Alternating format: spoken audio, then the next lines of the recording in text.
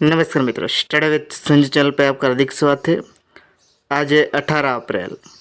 18 अप्रैल के current related जो भी इम्पोर्टेंट क्वेश्चन बन सकते हैं इसके बारे में जानेंगे। साथ में इसके रिलेटेड जो भी स्टैटिक जीके या जनरल नॉलेज बन सकता है इसके बारे में भी जानेंगे। तो शुरू करते हैं, वीडियो पे एंड तक बने रहे। पहला क्वेश्चन, हर साल विश्व हीमोफीलिया दिवस किस दिन मनाया जाता है? तो हर साल 17 अप्रैल को विश्व हीमोफीलिया दिवस मनाया जाता है, क्योंकि हीमोफीलिया एक दुर्लभ जेनेटिक डिसऑर्डर है जो ब्लड के ठीक से जमने की क्षमता को प्रभावित करता है, जिसके चलते चोट लगने पर सामान्य से अधिक रक्तस्राव हो जाता है। मतलब जब भी हमको चोट लगती है शरीर पे, तब जो ब्लड निकलता है तो वो थक्का नहीं बनता, वो बहता ही रहता है, बहुत अधिक रक्तस्राव हो जाता है। इसको कहते हैं हीमोफीलिया। और इसकी थीम रखी गई है equitable access for all, recognising all bleeding disorders. तो अप्रैल के इम्पोर्टेंट डे के बारे में जान लेते हैं। 1 अप्रैल को उड़ीसा दिवस या उत्कल दिवस मनाया जाता है, जो 2024 में 89वां मनाया गया।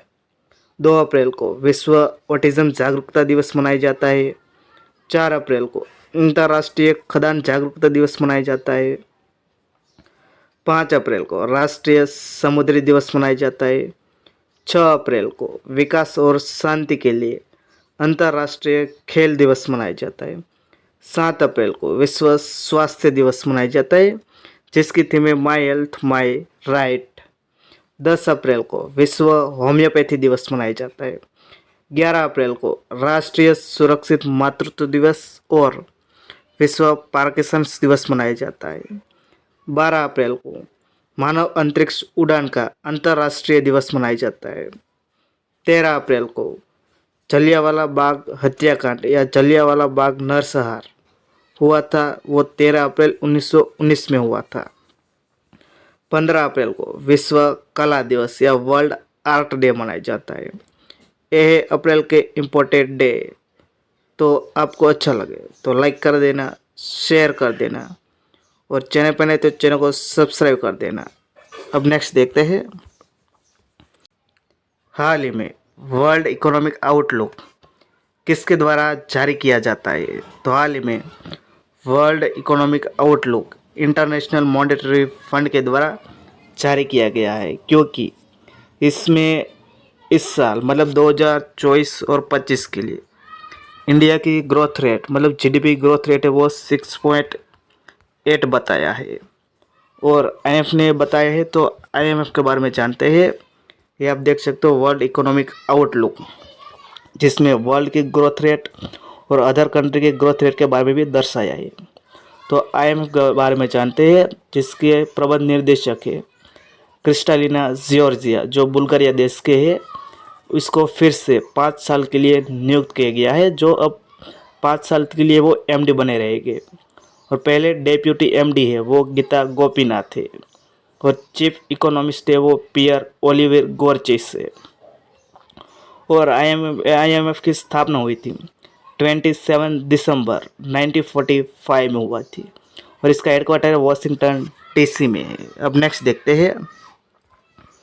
हाल ही में केजी जयन का निधन हो गया, वह क्या थे? तो हाल ही में केजी जयन का निधन हो गया। वो एक कर्नाटक संगीतकार थे। जो कर्नाटक संगीतकार होते हैं इसको कहते हैं कर्नाटिक। वो एक संगीतकार थे जो केजी जयन थे, और इसको 2019 में पद्मश्री से भी नवाजा गया था, मतलब पद्मश्री दिया गया था अवार्ड। यह है केजी जयन। अब नेक्स्ट देखते हैं। हाल ही में विश्व साहित्य पुरस्कार किसको मिला? तो हाल ही में कन्नड़ पोएट मतलब कन्नड़ कवि ममता जी सागर को विश्व साहित्य पुरस्कार मिला है। आप देख सकते हो विश्व साहित्य पुरस्कार मिला। ये है ममता जी सागर है, जो कन्नड़ पोएट है, और ये अवार्ड है वर्ल्ड ऑर्गेनाइजेशन ऑफ राइटर्स द्वारा दिया जाता है। अब नेक्स्ट देखते हैं। हाल ही में स्पेस इंडिया के ब्रांड एम्बेसडर किसे बनाया है? तो हाल ही में संजना सांघी को स्पेस इंडिया के ब्रांड एम्बेसडर बनाया गया है। ये देख सकते हो स्पेस इंडिया के संजना सांघी, आप देख सकते हो ये फोटो, और ये आपको बॉलीवुड का फोटो दर्शाया है, क्योंकि आप देख सको संजना सांघी। अब नेक्स्ट देखते हैं, हाल ही में बुंडेसलीगा खिताब किसने जीता है? तो हाल ही में बायरन म्यूनिच को हरा के बायर लेवरकुसेन ने बुंडेसलीगा खिताब जीत लिया है। ये एक फुटबॉल लीग है जिसको बुंडेसलीगा, जो जर्मनी में खेला जाता है, और वो बायरन लेवरकुसेन ने जीत लिया, जो बायरन म्यूनिच को हराया है। बायरन म्यूनिच है वो 30 मतलब 32 बार विजेता है। बायरन म्यूनिच को हरा के ये अब बायरन लेवरकुसेन ने जीत लिया है। ये देख सकते हो चैंपियन बुंडेसलीगा 2023-24 के लिए बायर लेवरकुसेन। तो अब नेक्स्ट देखते हैं, हाल ही में भारत पे के सीईओ कौन बने हैं? तो हाल ही में नलिन नेगी भारत पे के सीईओ के रूप में पूर्णकालीन बन गए हैं। पहले थे नलिन नेगी थे, बट उसको कुछ अल्पकालिक समय के लिए बनाया गया था। अब वो पूर्णकालीन समय के लिए बनाए गए हैं भारत पे के सीईओ नलिन नेगी। तो भारत पे के बारे में जान लेते हैं। भारत पे की स्थापना हुई थी 2018 में हुई थी।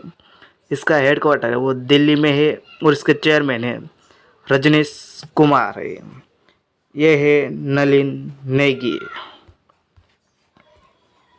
हाल ही में किस साल तक इसरो ने मलबा मुक्त अंतरिक्ष बनाने का लक्ष्य रखा है? तो हाल ही में इसरो के चेयरमैन ने हाल में घोषणा की है, जो एस सोमनाथ है, वो अंतरिक्ष मुक्त मलबा मुक्त अंतरिक्ष बनाने का लक्ष्य 2030 रखा है। जो 2030 तक मलबा को मुक्त अंतरिक्ष बनाने का लक्ष्य रखा है। इसका मतलब क्या बनता है? जब भी हम सैटेलाइट को लॉन्च करते हैं तब वो इसके कुछ वैलिडिटी होते है, कुछ समय के लिए होती है। जब वो एक्सपायर डेट हो जाती है तो वो नीचे नहीं आता, वहीं पे वही वो घूमता रहता है। तो हम ऐसे बनाने की कार्य कर रहे हैं जो इसका वैलिडिटी ख़त्म होने के बाद वो इसका मलबा है वो अंतरिक्ष में ना रहे, इसका इसका लक्ष्य रखा गया है। तो इसरो के बारे में जानते हैं। इसरो की स्थापना हुई थी 15 अगस्त 1969 में हुआ था। इसका हेडक्वार्टर है वो बेंगलोर में है, और इसके जो प्रमुख है वो एस सोमनाथ है। और 2035 तक इंडिया का स्पेस स्टेशन बनाने का लक्ष्य रखा है, और 2040 तक मानव को चंद्र पर उतारने का भी लक्ष्य रखा गया है। तो अब नेक्स्ट देखते हैं, हाल ही में कुवैत के प्रधानमंत्री कौन बने हैं? तो हाल ही में कुवैत के प्रधानमंत्री अहमद अब्दुल्ला अल अहमद अल सबा, फिर से एक बार रिपीट कर देता हूँ, अहमद अब्दुल्ला अल अहमद अल सबा कुवैत के प्रधानमंत्री हाल में बने हैं। तो कुवैत के बने तो कुवैत के बारे में जान लेते हैं। तो कुवैत ये आप देख सकते हो गल्फ़ कंट्री है, पर्शियन गल्फ़ में आती है कंट्री। कुवैत की कैपिटल है वो कुवैत सिटी है, और वहाँ की करेंसी है वो कुवैत दिनार है। अब नेक्स्ट देखते हैं, हाल ही में जिम्बाब्वे में भारत के अगले राजदूत के रूप में किसे नियुक्त किया? तो जिम्बाब्वे में अगले राजदूत बनने वाले हैं वो ब्रह्म कुमार बनने वाले हैं। तो हाल ही में चर्चा में बहुत कंट्री में हमारे देश के एम्बेसडर बने हैं, मतलब राजदूत बने हैं। तो म्यांमार में अभय कुमार बने हैं, रसिया में विनय कुमार बने हैं, और जिम्बाब्वे में ब्रह्म कुमार बने हैं। तो इसके बारे में जानते हैं जिम्बाब्वे के बारे में। ये है ब्रह्म कुमार, ये है जिम्बाब्वे की कैपिटल है वो हरारे है, और इसकी करेंसी वो डॉलर है, और इसकी प्रेसिडेंट है वो एमरसन मनांगवा है। और जिम्बाब्वे ने हाल में गोल्ड मतलब सोना समर्थित मुद्रा लॉन्च की है, जिसको ZIG कहा जाता है, जिसको कहते हैं जिम्बाब्वे गोल्ड। अब नेक्स्ट देखते हैं, हाल ही में दुनिया के सबसे व्यस्त एयरपोर्ट की लिस्ट में दिल्ली एयरपोर्ट की रैंक क्या है? तो हाल ही में एयरपोर्ट काउंसिल इंटरनेशनल ने सबसे व्यस्त एयरपोर्ट की लिस्ट जारी की है, जिसमें दिल्ली एयरपोर्ट 10वें रैंक पे स्थान पे है। जो एयरपोर्ट काउंसिल इंटरनेशनल ने जारी की, तो इसके बारे में जानते हैं। ये फर्स्ट रैंक पे कौन है? तो 2023 की लिस्ट हाल में जारी की, तो फर्स्ट रैंक पे वो एटलांटा है, जो यूएस का है, वो फर्स्ट रैंक पे है। सेकंड रैंक पे दुबई है, दुबई इंटरनेशनल एयरपोर्ट है। थर्ड रैंक पे है वो डलास एयरपोर्ट है। चौथे रैंक पे लंदन हिथ्रो एयरपोर्ट है। और पाँचवें रैंक पे टोक्यो का एयरपोर्ट है।